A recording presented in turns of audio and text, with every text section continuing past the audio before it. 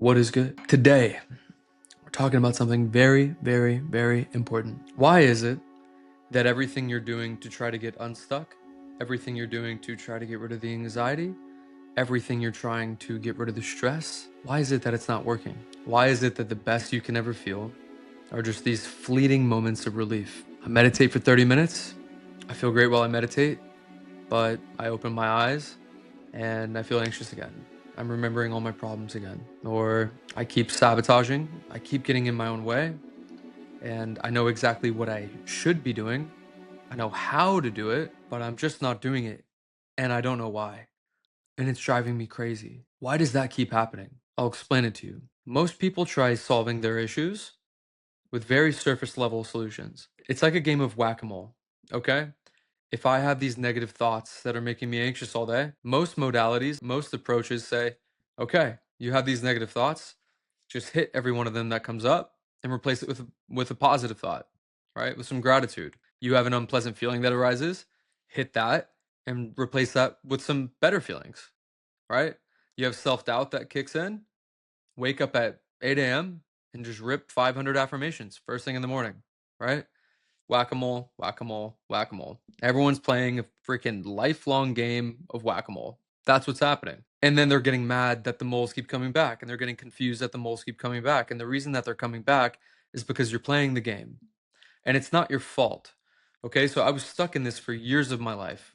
I've meditated for years, since I was in high school, which is about to be 10 years. Insane. Moral of the story is I was meditating to escape something. I was meditating to try to silence the noise, the negativity. I was meditating to get my mind off of how horrible I felt. I didn't understand why every goal I had, I always fell short. I didn't understand it. It didn't make sense to me.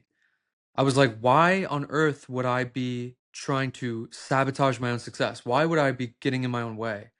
Even from an evolution point, why does that make sense? Wouldn't I want to succeed? Why wouldn't I be on my own team, right? Like, I know who I want to be. I know what I want to accomplish. I know how much money I want to make. I know what I want to do in the world. Or maybe you don't. That's okay. But it feels like you're working against yourself, let alone the world working against you. It feels like you're working against yourself, which is even worse because you're like, damn, I can't even depend on myself. And that's a problem. If I don't have me, who's going to have my back? What are we going to do about that? The negative thoughts, the negative feelings, the negative behaviors of self sabotage and getting in your own way and constantly coming short. These are all symptoms, okay? And so when you approach your symptoms in a way of, well, I'm not going to ask what's causing the symptoms. I'm just going to focus on, okay, well, I have some pretty negative thoughts. I should focus on that. I have some negative feelings. I should focus on that. I'm having a negative experience in my life. Maybe I can just try replacing that with a positive experience. That doesn't work. These symptoms have a root cause. And until you turn your attention to address what is the root, what is the fuel source of these symptoms, it's not going to work. It's not going to work. It's just not. The fuel source of these symptoms is something called a subconscious program. What is a subconscious program? A subconscious program is something that we adopt when we're very, very young, when we go through painful situations, when we go through situations of adversity. We feel bullied, we feel left out, we feel like we're not enough, we feel like we're not going to be okay, we feel like we're not safe, we feel like we have to perform for attention and love, essentially have to sacrifice ourselves just to feel loved, right? When we are in environments like this, human beings are creatures of adaptation. We adapt to environments like that. And so if I inherently believe that I'm not going to be okay or that like I'm not enough, my mind is going to try to compensate for that conclusion. And that compensation is defense mechanisms, which is the subconscious program. I'm not enough. This belief gets formed in my identity and my subconscious. I adopt that as a part of, well, this is just who I am. I'm just not enough. You know, I learned that from my parents, my siblings. I just wasn't accepted in school. I had no great group of friends, or maybe I was bullied. Whatever it was, right? Anything can create these. This program gets created. It's almost like a conclusion that your mind adopts to make sense of its world. No matter how negative the conclusion is, it doesn't matter to your mind because it needs to understand, well, why is what's happening to me? When this program gets created, every subconscious program informs a set of thoughts. And so if I believe I'm not enough, my thoughts are always going to be, I always need to perform and inflate my value and overcompensate who I am, or else these people aren't going to like me, or else these people are going to find out why I'm someone who's just not enough. They come with these set of thoughts. So, subconscious program informs those thoughts. Those thoughts inform our feelings. So, those thoughts give way to the feelings of inadequacy, of sadness, of desperation, feeling not good enough, right? That heaviness in your body, right? Program, thoughts, feelings. Those feelings lead way to behaviors. How am I going to behave based on how I feel? I'm going to kind of carry myself a little bit lower. I'm going to avoid ever opening up to other people. That's going to feel dangerous for me. Speaking in front of groups of people might not feel comfortable for me. Everything is always going to feel like I'm starting from a place of lack. Like the starting line is up there where everyone is running on the track, but it feels like I'm starting 10 feet behind them, 10 meters behind them. Feels like I'm always starting from back here, right?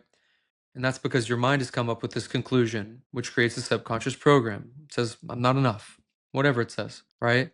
And so if you believe you're not enough, then your thoughts, feelings, and experiences need to fall in line with that conclusion. Okay. So you're trying to solve the thoughts, feelings, and experiences, the symptoms, without addressing, well, what is fueling these symptoms? And what is fueling these symptoms, the program, is really just a story. And I know how heavy it is to carry a story like that. I know how painful it is to carry a story like that. I know how it manifests in our everyday life, feeling like we just keep getting in our own way and we don't know why. Feeling like no matter how much meditation or breath work or exercise we do, we cannot stop feeling anxious. Maybe for a moment, maybe for a day, maybe even for 2 days. But ultimately, it feels like our default setting is just one of anxiety, one of stress, one of inadequacy. Like it feels like these coping mechanisms temporarily bring you out of this state of yours, this baseline that you feel, only for you to revert back to it. I'm sure this sounds familiar. The overwhelming majority of modalities, of practices, of advice focus on solving your symptoms. So, in other words, they'll say this. I'll use a personal example. One of the first times I was in therapy, when I was experiencing really, really bad panic attacks and anxiety, the therapist asked me, this is when I knew I was like, okay, it's not looking so good for me. The therapist asked me, what are you so anxious about? What has you so stressed out? And I just remember thinking, I was like, well, how much time do you have? There's not just one specific thing that's making me anxious. I feel anxious about everything, like thousands of things. She's like, okay, well, there must be something that you're anxious about, right? I was like, yeah, no, but I feel like that's not the problem. The problem is I'm anxious about things that don't make sense, like that I shouldn't be anxious about. Like I know I shouldn't be anxious about that. That's not the problem. And she's like, "Well, just pick one thing." I'm like, "Okay." Driving over to this appointment, that made me anxious. And she goes, "Okay. Here's why you shouldn't be anxious about that." I was literally dumbfounded. I was like, "Yeah, thank you. I know that. That's why I'm here. That's why I'm talking with you, trying to figure this out. I know I shouldn't be anxious about that, but I am." And she's like, yeah, well, listen, like you shouldn't be because of all this. And, your car's going to be fine. The drive over here is going to be fine. You have nothing to worry about. And I'm sitting here like, am I just a lost cause? Because I know what you're saying. I agree. I shouldn't be. I know the car's going to be fine. But for some reason, I feel stuck in a state of fight or flight. For some reason, it doesn't feel like I'm going to be fine. Why is my mind always creating these scenarios, these worst case scenarios? Why is it always catastrophizing? Why am I always focused on everything that could possibly go wrong instead of the opposite? Why does it feel like I have to force myself out of that? A few sessions go by, and I'll admit it gave me some temporary relief in the sessions because I was expressing myself. I was being seen and heard, and I felt understood a little bit, right? Even though I didn't really feel like my answers were or my questions were being answered, I felt like, well, at least I'm talking with someone who knows what's going on in the mind of an anxious person, right? Someone who's in their own way. And that gave me a little bit of solace. But I remember I would leave these sessions and I would revert straight back to my default settings. And that became absolutely terrifying because I'm like, man, I really don't want to go to therapy every single week for the rest of my life. I don't want to do that. It's exhausting. All this person keeps telling me is why I don't have to worry about the things that I'm worrying about, which we're on the same page of already. I know that. I get that. I shouldn't be anxious about these things. Cool. Next, like, what's the next chapter? What's the next lesson? That much is understood. What's next? My problem with it was there was no what's next. There was no deeper understanding. Meditation, breathwork, therapy, supplements, blood work. I even got a brain scan. It all came back with the same. Hey man, everything looks normal. Like, you should be okay. It was one of the most disheartening things to feel. Like, yeah, okay, I should be okay, but I'm not. I don't feel okay. Like, help me. I don't know what's wrong. I don't know how to fix what's going on. I don't even know how to ask the right questions. I have no idea. And that became exhausting. And then that's how it turned into depression, because I was like, damn, I'm paying thousands and thousands and thousands of dollars to these mental health professionals. And I don't mean to like knock them or anything. It's amazing. We need more mental health professionals. They're very well intended. It's incredible that these people devote their lives to helping those in need. I think really my problem with it is I think the overwhelming majority of like help out there is based on these symptoms. Here's why you shouldn't be thinking this way. Here's why you shouldn't be feeling this way. Here's why you should replace these bad habits with these good habits. You know, maybe it's in the next book you read or the next course you take or the next coach you hire. You know, maybe that's where your solutions lie. For the overwhelming majority of people, that's not it, because we're dealing with symptoms. It's like this. If I had a plant and the plant was poisonous, right? So here's like the pot, it's growing out of there, right? Here's my little plant, my imaginary plant. It's poisonous, right? This is a poisonous plant. I could either sit there and continue to like trim its leaves so it doesn't overgrow, dealing with symptoms, or I can rip the root out. I can just rip it out of the soil and be done with it, right? If you have a garden and it's filled with these crops that you're trying to grow, some fruit, some vegetables, like whatever. And in that garden, there's a bunch of weeds. Would you trim the weeds? Like, would you just sit there and trim the weeds? Or would you rip them out? Obviously, you would rip them out by the root. Like, you want to get rid of them so that the other plants, the crops that you're trying to grow, the goals, your aspirations, all these things can grow without having their energy and their life force drained by all this poison, right? The negative thoughts, the negative thinking, the negative feelings, the negative experiences, self-sabotaging ourselves, getting stuck, right? Like, that's what you would do. And I just feel, to loop back, most practices are focused up here. Symptoms, symptoms, symptoms. You know, and that drove me crazy. Like, that drove me crazy. And it made me believe something was wrong with me. And that sucked. You know, I was already anxious. I was starting to get depressed.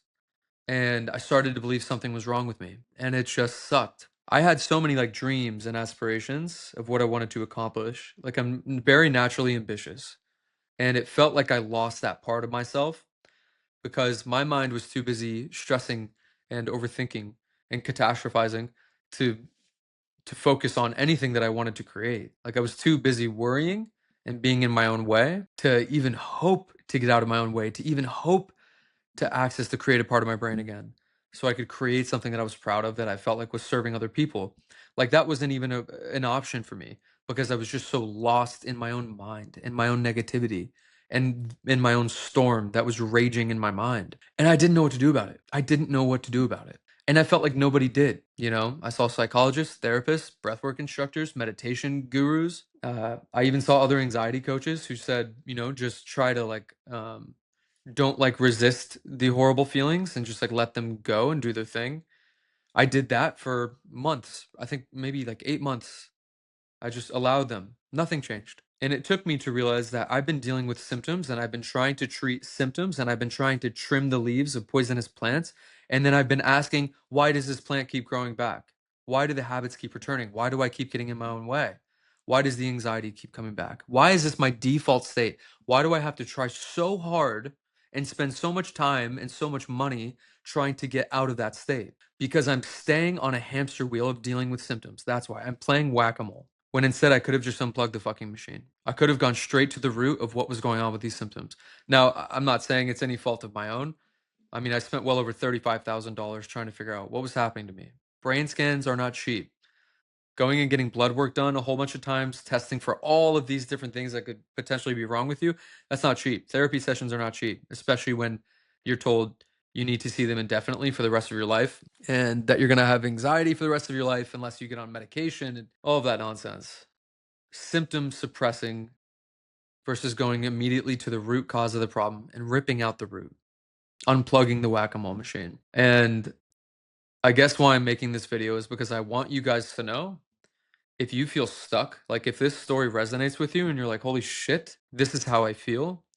Number one, I want you to know that there is a light at the end of that tunnel. Like, you're not stuck. I know it feels like it, but you are not. The reason you feel stuck is because you're dealing with things that are being fueled by something else. Okay? If you never remove the fuel source, the car is going to keep driving. If you want the car to stop, the crazy train to stop, the fuel needs to leave.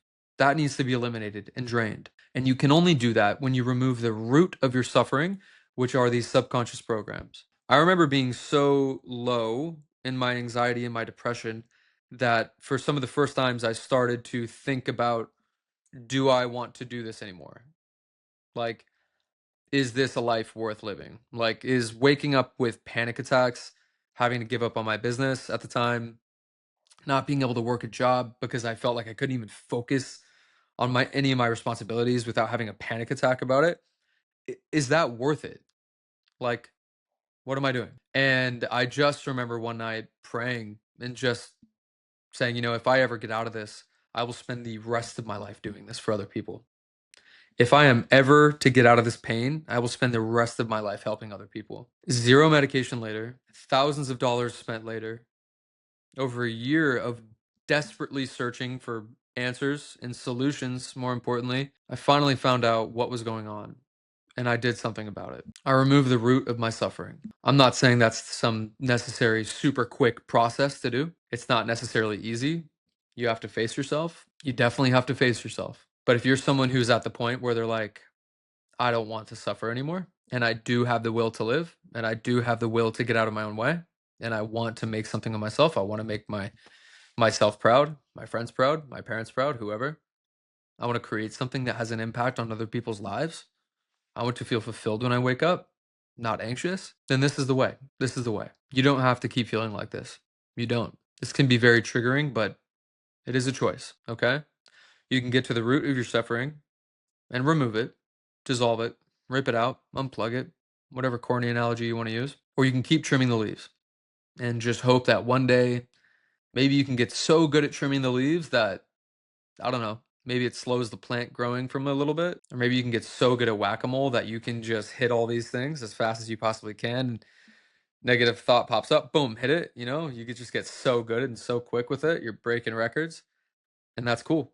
A lot of people get really good at that, and that's incredible, and there's nothing wrong with it. There's nothing wrong with it. What I would speak to on that is the following. What are you spending? What is it costing you to spend all of that energy, not just energy, but like your time, having to address the negativity, having to force yourself to get back out of your own way and to get back on the wagon again, to get back on the seat again, to move forward, forcing yourself out of a anxiety spiral, like having to say 500 affirmations in the day just so you feel a glimmer of feeling powerful or of feeling like you are capable or you are enough. What is that costing you? I can tell you what it's costing you. Number one is it's costing you your time. It's costing you your quality of life, is what it's costing you. It's costing you your energy and it's costing you money. Okay?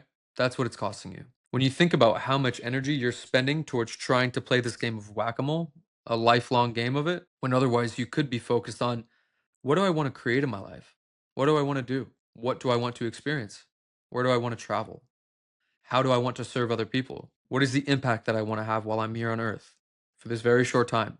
Like, what is that? You could be answering these questions and closing the gap between, well, I don't know, to, no, I'm going to go pursue that. But it's very difficult to do that when your mind is preoccupied with, listen, I would love to do that, but, I got all these negative thoughts. I got all these negative feelings. I keep getting in my own way, and I've gotten really good at getting myself out of that, even though I go right back into it, but getting myself out of it again. And I've kind of made a game out of it.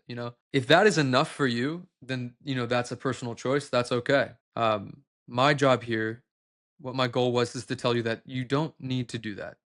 Like, there is more. There is infinitely more to life than spending the entirety of it coping. Okay. I've coped for a long time. I've been anxious every single morning in the past. I've been depressed in the past. I've spoke to probably 8 or 9 maybe doctors, blood work people, people who would scan my brain to see Is there something just wrong with that? I've spoken to a lot of different people, and I felt like I was just getting nowhere. I was just getting nowhere. If that is you and you're ready to get out of your own way, and you're at the point where you say, you know what, I deserve better than what I'm experiencing right now.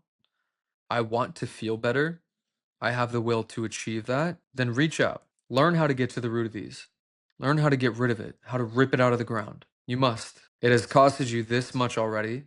The question now is, how much will it cost you going forward if you never do anything about it? If this snowball rolling down the hill just keeps getting bigger and bigger and bigger, and the problems get heavier and heavier and heavier, what is the cost for that? That is what removing these subconscious programs will do for you, is you stop paying this price. You have a life to live. You have goals that you want to accomplish. You have things that you want to do in this world. You have love to give. You have impact to give. You have a service to provide for other people. Whatever it is, you have so much to give. But if everything is draining your cup constantly, you have nothing left to pour.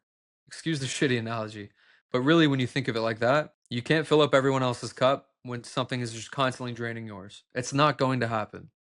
And what's draining yours is a subconscious program, a story created out of hurt that your mind based a conclusion off of, that create your negative thoughts, that inform your negative feelings, which create the negative behaviors and experiences that you keep repeating. And for as long as you'll stay up there, replacing negative thoughts, feelings, behaviors, and experiences with positive ones, you'll just keep playing the game. If you want to stop playing the game, reach out. I can help you. I've helped over 30 other people in the past. I've helped myself. I'll end it with this. One of the most profound things, I don't know if it was told to me or if I saw it somewhere, just like some post, but it went something like this. Sometimes the most selfless thing you can do is to be selfish. Sometimes the best thing you can do is to be selfish, to put yourself first. We're going to go for the fifth shitty analogy here, but I just have to. I can't help myself. It's the oxygen mask theory, right? If you're someone who knows that you have so much to give, but you don't know how to give it because you keep getting in your own way, you need to put your oxygen mask on first. You need to fill your cup up and plug the hole that's draining the water from going out of it. You need to fix that. And you do that by removing the subconscious programs, the narratives, the stories that you have held onto and forged an identity out of for years. And when you let go of that, your natural state reemerges. Someone who is naturally productive, peaceful, clear headed, calm, leading a life on a mission, clear as day about what you want to accomplish with your life. That's who you naturally are. That's who exists under the noise, under the chaos, under the negativity, under the shitty habits, underneath all of that, which is being fueled by a subconscious program. When you remove that, who you naturally are emerges. Everyone's always asking me when we dissolve these, okay, like what do I have to do now? Nothing. Not a damn thing. You don't have to do anything else. Just sit and wait. Watch. Watch what happens. Significant change is not so much a process of addition. Here's the number 6 shitty analogy. If you were a ship and you were dragging 5 anchors behind you, right? Stories that said, I'm not good enough, self-sabotage, you keep getting in your own way, a shit ton of anxiety, a shit ton of stress, feeling like you just have no confidence. Those are all your anchors that you're dragging, right? And you're sailing to some country, I don't know, Ibiza. You might get there dragging all this weight behind you. You might, but it's taking you ages. And you could have been there years ago. But instead, you're carrying all this shit around. You're carrying all of it around. Sure, some days maybe some gust hits your sails and you're like, okay, cool, the ship can go like a little bit faster today, maybe. But nevertheless, I still have 5 anchors attached to my fucking back and all this weight that I'm carrying around. The question becomes, what happens? What becomes available to you when you cut the anchors loose? You have to be able to answer that for yourself. So I hope that makes sense. My goal here was to help you understand why you feel stuck, what's causing that from happening, what to do about it more importantly, and what life looks like on the other side of when you cut the anchors loose. So I hope I was successful in providing that for you guys. Thank you for watching.